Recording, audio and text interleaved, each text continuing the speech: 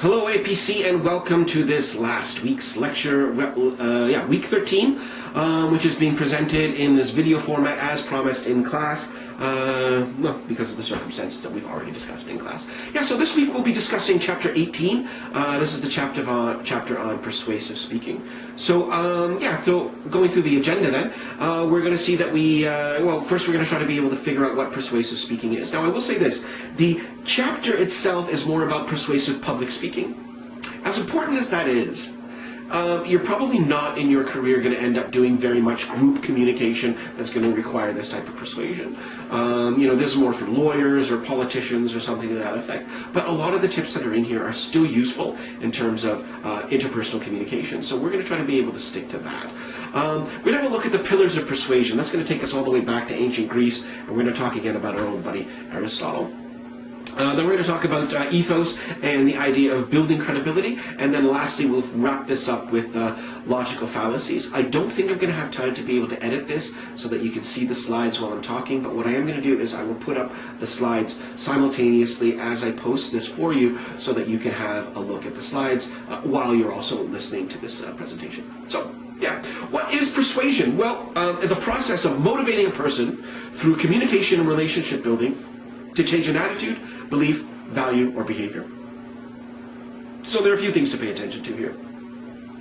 The idea that it's a process, right? So this means that it sort of like takes place over time. It's not really something that you also do to somebody in the way that, communication itself is a process. So when we talk about this notion of relationship building, this needs to be done through interaction, through interactivities. Because what I'm doing, if I'm trying to be able to persuade somebody, I need to understand the relationship between values, which are at the core. This is another kind of onion model.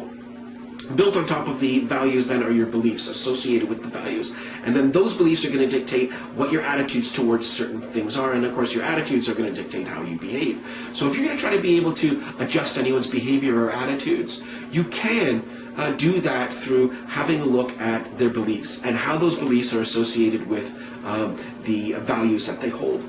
You're not likely to, even through a protracted influence campaign, change somebody's values. Their values are very, very deep. But why it's important to be able to know what the values are is because most human values are shared, right? There aren't that many of them, and most of them are cultural, and that means that most people on a certain level can share similar types of values. Even the most politically opposite types of individuals are going to find some ground on a values basis where it would be possible for those people to meet each other and understand what it is that they're trying to be able to accomplish. So understanding what the person's values are very important for the effect of trying to be able to establish common ground, to build rapport, to have a space to be able to develop a dialogue or any kind of dialectic. Right, so when we're talking about persuasive speeches then, we aim to change others by prompting them to think, feel, believe, or act differently, right? So we've already discussed the point here where it is very important for speakers and listeners to interact. It is not coercive. That means that we're not accomplishing any of these things with threats. It's not possible. It's not just because it's not nice or it's not ethical, but the reality is these changes, if they're going to be meaningful or significant, that you are hoping to instill in anybody that you're communicating with, needs to be intrinsic. That person needs to believe for themselves that these changes are going to be of benefit to themselves. If you go over and you threaten somebody in order to be able to change, to do something, those are external motivators, and they may work in the short term, but it's integral, of course, when we use the term as internalization, that the person understands within themselves why the changes that are being proposed are important to them. And then, of course, you're not likely, as we said, to have any type of significant change through a single conversation. So as we're talking about this type of persuasion, this type of influence, it needs to happen incrementally and gradually over time. So this is where we get back to the ancient Greece, to Athens, right? Aristotle was the student of Plato, and Plato was involved at that time with the people of the city of Athens, where they had an extremely sophisticated legal system, and people that would get trapped up in these legal battles would hire somebody like Plato, or his opposition would be people called the sophists, in order to create these fantastic arguments that they would be able to convince either a jury or a judge that their case was correct. And Plato was always really, really good with crafting logical and reasonable arguments that were based on facts and grounded in statistics and how we understand the world to actually function. And Aristotle did notice, however, that his opponents kept beating him. The sophists kept getting around the logical and reasonable aspects of the human mind. They were capable of navigating around them and speaking directly with language that spoke directly to the heart, at an emotional level, and under those circumstances, those were the arguments that typically won the day, much to Plato's frustration. So Aristotle looks at the situation and he appreciates his master's commitment to logic and reason and the truth above all else, and these are very noble. But if in the end of the day what you want to do is affect people, when you focus on what we're calling logos here, far too much, you abandon if you neglect the emotional side of the human experience, then you're neglecting a huge part of what actually does make us human. So Aristotle created this idea that added with ethos, so this would be your credibility, your character as a communicator. How much do I trust you? Your ethos combined with the pathos, right? These are the emotionally structured argument, along with logos. These are the three pillars of persuasion, which all three of them together create the most effective communication. So first we'll have a closer look at ethos. So this is the personal character of the speaker. So as we mentioned before, establishing what's called goodwill is important. And we use this knowledge of somebody else's values. And this is the space where we can try to be able to find common ground. So for instance,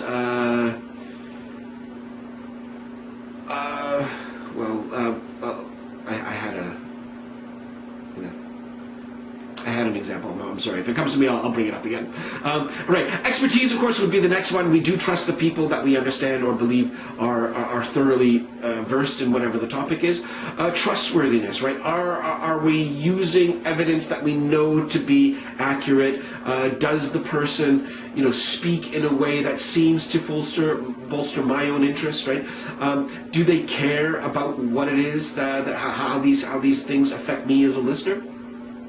And lastly, dynamism is more about the nonverbal delivery of the communication. Are you engaging? Are you capable of capturing the audience's attention and maintaining it throughout? So this is the idea, when we talk in dynamism, we're talking about, the energetic persuasive presentation.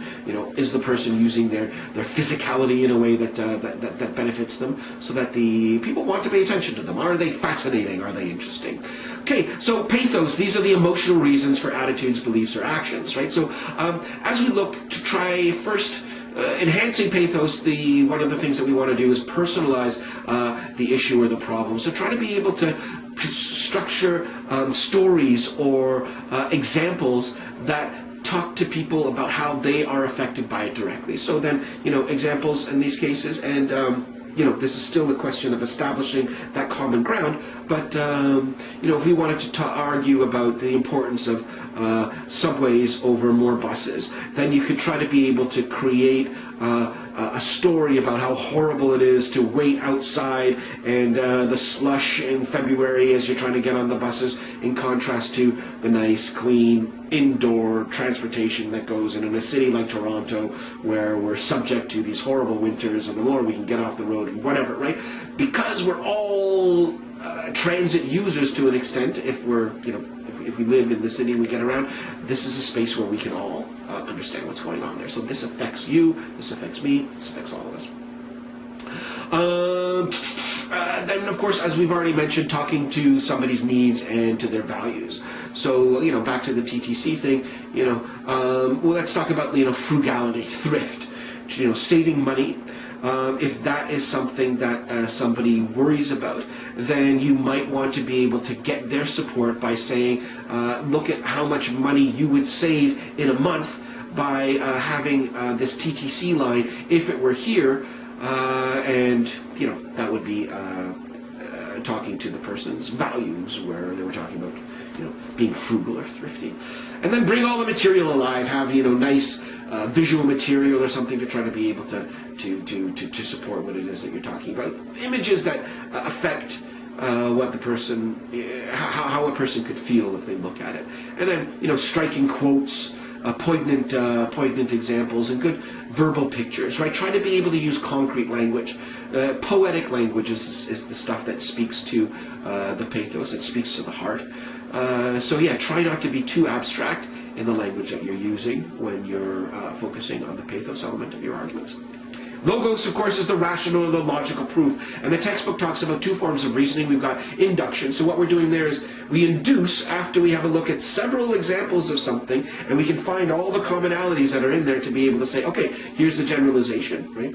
I notice that all the people that I meet that are from Toronto have either these 416 or the 647 phone numbers, so I can induce from that 416 or 647, possibly another number or two, are the numbers for Toronto.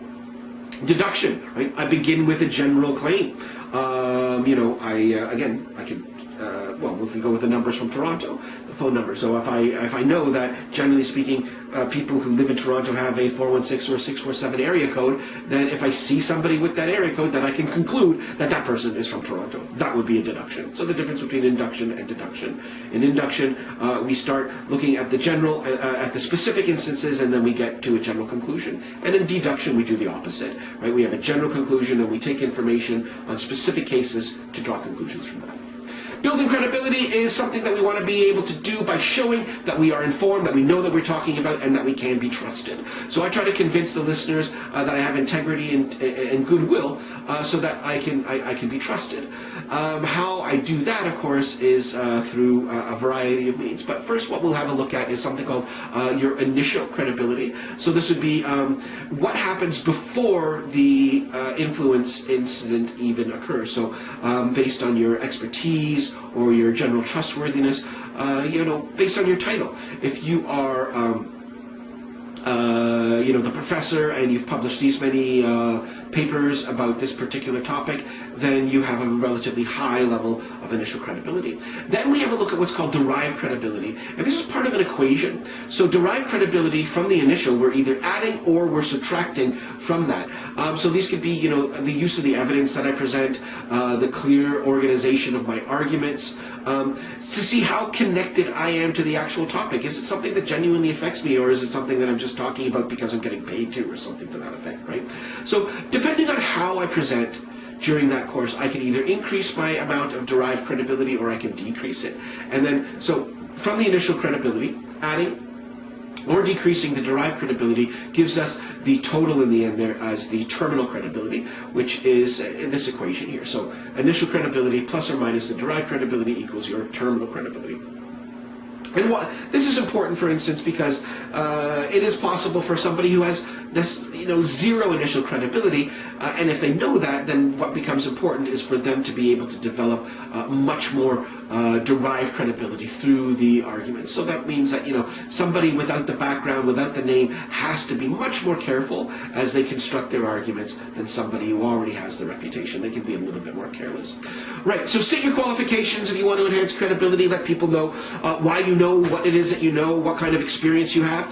Let the listeners know that you actually care about them, right? So that they have some sort of impetus to try to be able to listen to you. To try to be able to harass or harangue, in a lot of those defensive types of behaviors, you're not going to convince people typically by getting down on them. So you want to be able to convince the person that you are on their side, because of course ideally in an ethical argument you genuinely are on their side. And whatever behaviors you're trying to be able to affect change in is genuinely to the benefit of the person that you're talking to. Appeal to the listener's emotions, even if you are structuring your argument largely on facts and statistics and these types of things. How are those facts and statistics affecting me the way that I live? How is it going to affect my direct connection to the issues? right? And then making sure that any of the support material that you're using is effective, right? So effective means you're not drowning people out. Whatever you're using should be poignant. It should be relevant. And then, of course, it should be ethical, so that, it should at least be honest. It shouldn't be fake news, for instance. And then lastly, communicate verbally and non-verbally your connection to the topic. So you could communicate that verbally by saying, I take the subway every day when I try to be able to get to work, and it's so much better than when the subway has to shut down and I have to be on a bus. And it's there non-verbally as well, so you can show, through your physical communication, if something bothers you, there's a way that can be expressed on your face. If something makes you happy, that's also present in the way that you're holding yourself there. So the motivated sequence pattern is a classic form of persuasion or influence derived actually by therapists who are trying to be able to help people struggle with alcoholism or substance abuse problems. So it begins with attention. So if we go to the case of the alcoholic or the drug user, the attention often is got with some kind of life-threatening situation where they realize at that point that they have, they've reached what's called rock bottom, or they have what's known as a moment of clarity, so that there's the realization that they cannot continue to spend or to live their life the way that they have been, and continue to expect to survive. So in order to survive, now what types of needs need to be met? And it's not that simple, right? So you could just come up and say, well, I need to stop drinking. Yes, but if you're working with a proper therapist, just coming up and saying, well, yeah, I need to stop drinking, obviously isn't that simple. So this is a good example, too, of how you have to be able to develop relationship building through communication to try to be able to figure out what is the cause of, what void is this person trying to fill with the substance abuse? What element of their life is absent or missing? And still it should be there, right? But just try to be able to figure out how to satisfy that. So if you're aware that this is that element of my life, that I'm struggling with, either I have a hard time. Most of the time we understand that addiction, the opposite of addiction, isn't sobriety, but it's connection.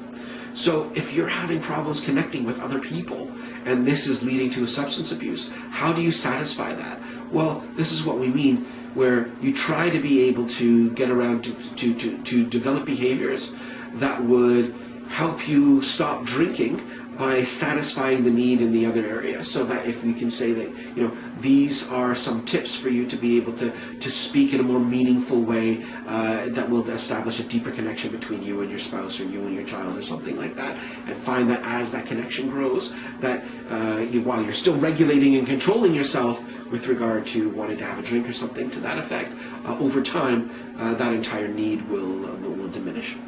And an important part of this is that visualization. That's where the motivation comes from. It's the capacity for the person in using language, helping the person that you're talking to imagine themselves in a situation where the problem that they currently have is no longer there, and imagine how much greater your life will be under those circumstances. Right? What's it going to be like? How much can you accomplish in a day? And how much more present can you be in your family life if you don't wake up with a hangover every morning? Something like that. Right. Lastly, then, there's a call to action.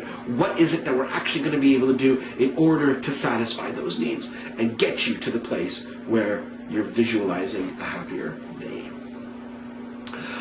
With regard to one-sided or two-sided presentations, most of the time that's about you understanding your audience. So you need to make a decision based on what your audience expects, what their attitudes are, and what they already know, or what you know about what they know.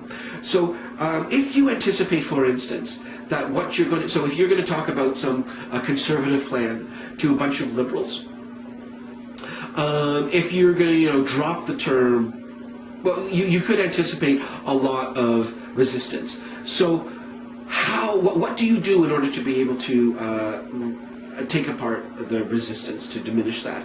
Well, one of the ways is to try to be able to present both sides to an argument, and then, say, while I understand that many people would see the problem like this, if, however, we look at these types of issues, we realize that this problem isn't really a problem, so let's move over to this, and we can discuss this other thing that we're talking about. Not the best examples, but hopefully you get what I'm talking about. right? So effective speeches, right? So again, we want to be able to drive that point home. You want to establish common ground with the person that you're communicating with. You know, we both want the organization that we're both part of to be more successful. So this is how I believe that this could really happen, and I can do that, and I can take our entire operations to a whole new level if I have your support with this, right? So if it's something that we're, you know, my success translates to your success, and we can both come out of this looking fantastic, then that's great, right? So what we want to be able to do is adapt to the listener's expectations. So of course you need to know what those expectations are in order to be there. And then lastly, what we want to do is avoid fallacious reasoning. Yeah, so that would be false or flawed logic. So for this last part, that's what we'll do. We'll just have a look at a few of these. These do show up on the exam. Maybe on the quiz too. Yeah, there are a couple of them. Anyway, let's have a look. Yeah, so first is the ad hominem, attacking the person rather than the idea. So if Rob Ford comes up to me and he says, Subway, Subway, Subway, and I'm like, you know, screw you, Rob Ford, you smoke crack. Okay, crack smoking and subway building don't really have anything to do with each other. What I'm doing is I'm trying to attack the person on an ethos level to try to diminish their credibility, and that's not intellectually honest. So when we're having arguments, you know, the intellectually honest person tries to be able to stick to the topics and not attack the person. We see it all the time on the internet. Oh, I can't believe you believe that. You're such an idiot. Those types of things. The language that's there, the idiot, is going to create a defensive climate that the person is probably not going to react to, but also, of course, it's not ethical. All right, the post hoc ergo propter hoc, right? After this, therefore, because of this, is a problem with regard to causality. So often just because two things are happening at the same time or one thing happened before another, it's fallacious to assume that one of them caused the other one. Right, so for instance, I've seen charts in the past that show, you know, since the mid-17th century, there's been a decline in the number of pirates that are in the Caribbean. And then they could correlate that to see that since the mid-17th century, that there's also been an increase in the amount of CO2 and in the environment. So, you know, fallaciously, we could look at these two things, which logically are not connected, but I could try to be able to make the conclusion that, well, if there are less pirates now and more CO2 in the atmosphere, then the way to be able to solve that is to have more pirates, which of course is obviously ridiculous. The bandwagon appeal, your mom understands what this is. When you come up and it's like, okay, I need a new iPhone. Well, why do you need a new iPhone? Well, because everybody else in my class has one. If everybody else in your class went and jumped off a cliff, would you do that too? Right? Just because somebody else is doing it or because a lot of people are doing it. Truth is not an exercise in consensus. So just because it's a popular thing, just because a lot of people are doing it, it doesn't mean that it's actually logically or rationally or reasonably correct. The slippery slope argument. So we had a lot of that type of stuff when we were in the lead up to the legalization of gay marriage, for example. So that's the idea of seeing incremental changes and trying to predict where they're inevitably going to end up and try to make that a disaster situation, one that's just completely unreasonable and impossible to tolerate. Like if men marry men and women marry women, then obviously, you know, men will be marrying horses. And okay, as much as that might be a possibility in the future, that would require so much structural change, right? Let alone changing bestiality laws. The idea is you'd have to change contract laws. You'd have to have the horse, just the fact that a horse can't sign a contract, because a marriage is a contract, gives the horse, you know, has no actual rights to be able to give up or to be able to consent to a marriage. Next, we'll look at the red herring. So myself and I think many children of immigrants probably understand this a little bit better because they get it a little bit more extreme. So if my father, for instance, grew up in the wake of World War II in Germany, which was a very, very different reality from the reality that I grew up in. So if I'm hungry and I think I want a hot dog, the red herring would be like, you're so lucky to have a hot dog. We didn't have any hot dogs after the war, so maybe you should just, not have a hot dog. And it's like, as much as, I appreciate that things after the war sucked, it has no bearing on the fact that right now I would really, really like a hot dog. And so, if you want to not get me a hot dog, give me a better reason that there weren't any hot dogs after World War II. Right. The either or is the false dichotomy. So these are when you're presenting a situation as though you have two choices when there are several choices that are a possibility, and then an acknowledgement that the world exists in shades of gray. So, a classic one was with George W. Bush in the lead up to the Iraqi invasion, where he didn't get a lot of support in the international community, and his response to that was, well, you're either with us or you're with the terrorists. And the international community even frowned deeper at that one, where it's like, being with you, like, do we want bombs or books, right? Do we want military bases or schools and hospitals, right? Hearts and minds, or are we going to kill people? There are multiple ways of going about doing this, right? So the either or is to create a false option of one or two things when there are actually many other things that are available. The halo effect is the last thing that we'll talk about, and this is borrowing somebody else's charisma or their ethos and trying to be able to adapt it for myself or for something else. So, for instance, back when Michael Jackson was younger, he used to promote the drinking of Pepsi, and if you happen to be a Michael Jackson fan and you think he's cool, well, then he does cool things like drink Pepsi, so if I want to be cool, then I'll drink Pepsi too. We see that it's very common for halo effect types of things that famous athletes, famous personalities, Instagram influencers, all of these ones are getting them all together. So that wraps up the chapter for chapter 18. It's been a fantastic semester talking to you guys, communicating with you every day, and I guess I'll see you at the exam. So this isn't quite goodbye yet, but I do want to be able to take this opportunity to thank all of you for a wonderful semester. It's been a lot of fun, and I hope to be able to see you guys around campus in the future. Thank you very much.